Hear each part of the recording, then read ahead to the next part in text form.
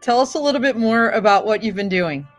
Been very busy, very busy. As you could tell from the presentation and the discussion earlier this morning, very busy on. It's been a big passion of mine for at least more than a dozen years since the get go to give state and local law enforcement the opportunity to participate in the tracking and identification and mitigation of UAS. And as was spoken earlier today by the two-star, which was as James Foss said.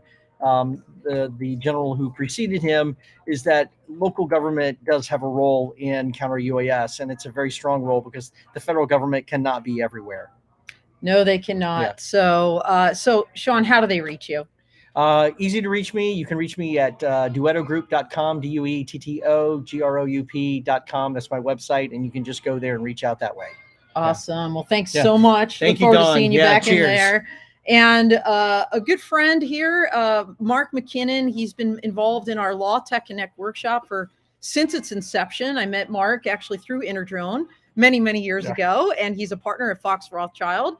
They were sponsors of our networking event last week in Denver. So you're here too. What are you doing here, Mark? I'm here speaking. I'm on a panel later on this afternoon. We're going to talk about the state and local and federal legal landscape as it applies to private entities that want to do counter drone. Because, unfortunately or fortunately, almost all of the critical infrastructure in the United States is actually owned and protected by private entities. So while the federal government can do a lot, state and local law enforcement can do a lot, at the end of the day, private citizens are going to have to be able to defend their infrastructure. And what people have forgotten is that there's a whole network of state laws that potentially block counter drone, not just the federal law. So when it gets right down to it, the remedies that are being worked at the federal level, unless they have a really robust preemption system as part of them, these state laws are going to come bubbling up, and they're really going to interfere with private industry as they go forward. That's a great point. Not a lot of people are talking about that. They're talking at the federal level and what Congress can do. And maybe there's a preemption piece to this, right, Mark? Like as Congress is looking at these authorities, maybe renewing this other statute that's been drafted and it's out there. Maybe that's something that needs to be addressed as well. Yeah, it definitely it's going to have to be part of some federal solution at some point, because otherwise it's just going to be a mess. Absolutely. So, Mark, how can people reach you? The best way is to go through the Plainly Spoken blog. That's the law firm's blog. It's PLANE-LY Spoken blog, and all my contact information and the stuff I write is on there. Awesome. Well, thank you so much. Thank Great you. to see you again. Looking forward to your talk. And here we have with us also Jeffrey Starr. He is with Defend Solutions. They are a silver sponsor of this particular event. And so great to have you, Jeffrey.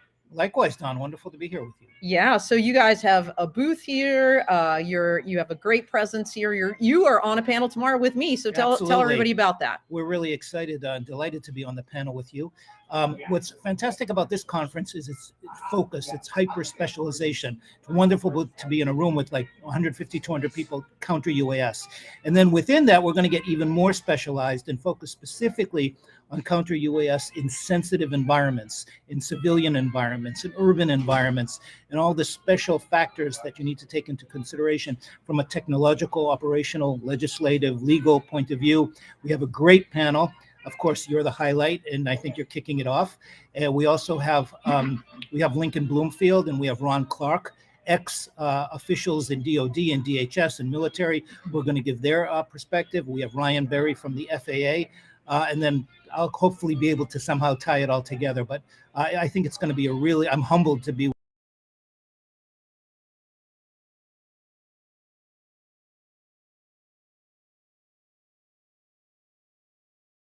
So we had some audio issues earlier, and I just want to reiterate for those that weren't able to hear General Poss, because rookie mistake on my part.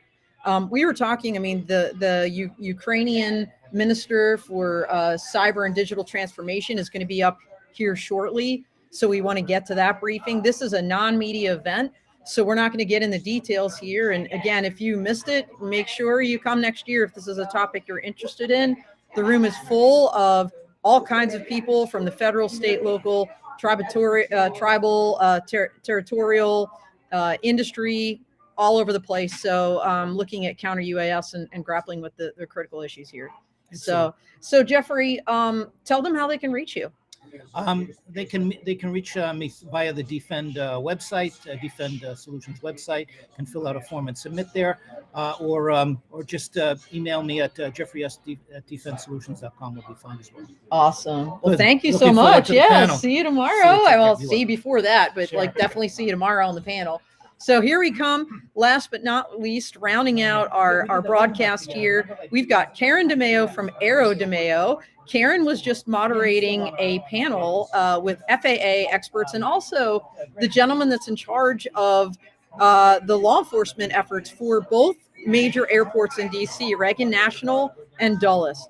Clearly, we're in a hallway. It is loud here. There's music in the background. I apologize, but we are live at this conference. So Karen, tell us a little bit. Again, we can't get into great details about your panel, but what are your takeaways kind of from what you're hearing so far today? I love being on this panel today with three FAA organizations: the security organization, the air traffic organization, the airports organization, plus the gentleman you spoke of from the metro area airports here. We talked about the policy and the research that they're doing for counter UAS or detect and mitigation, where they're trying to figure out, how are we going to be able to certify, use this types of equipment. So we had a lot of updates on that, which was really good. We talked about the progress that they've been making in their areas in the agency, but we also talked about the real implications of, what is happening today with counter UAS at our airports. So it's pretty exciting. I mean, this whole conference is outstanding. I think the prior folks sitting next to you were saying the same thing. The caliber of discussion and the caliber of speakers and attendance is unsurpassed. It's really good. Yeah. So Karen, how can people reach you? You can reach me at Karen at Aero DeMeo, and that's spelled AeroDimeo.com, or just through my website, which is also aerodemeo.com. So. Oh, awesome. All right. Well, everybody, we're keeping it short and sweet. I don't want to miss the Ukrainian speaker we're going to have here in a couple minutes.